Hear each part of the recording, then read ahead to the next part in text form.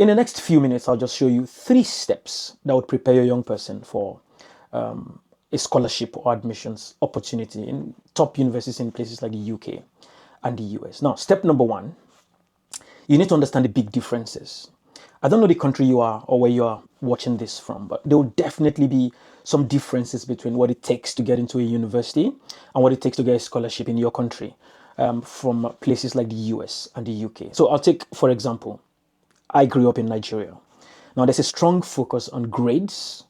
So straight A's from secondary school in WAEC or NECO, and then less emphasis on things like leadership skills and all the other skills that they might be interested in other parts of the world. I'm not saying they don't in some places, but the emphasis or the focus on that is very minimal. So what you want is to hit cutoff marks, get good grades, state A's, 9 A's, and that oftentimes would get you scholarships and admission.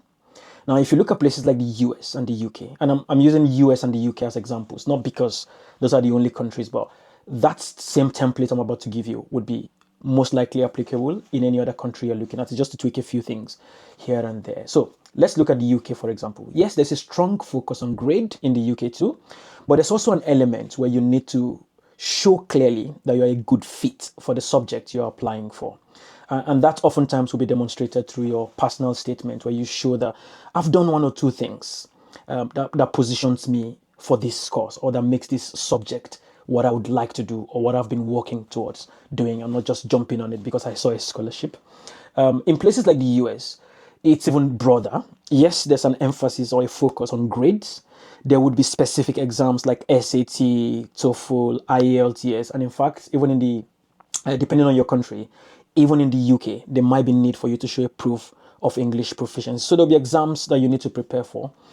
But in the US, there's also a strong focus on things like leadership skills, volunteering opportunities, some skills that will be useful beyond just good grades.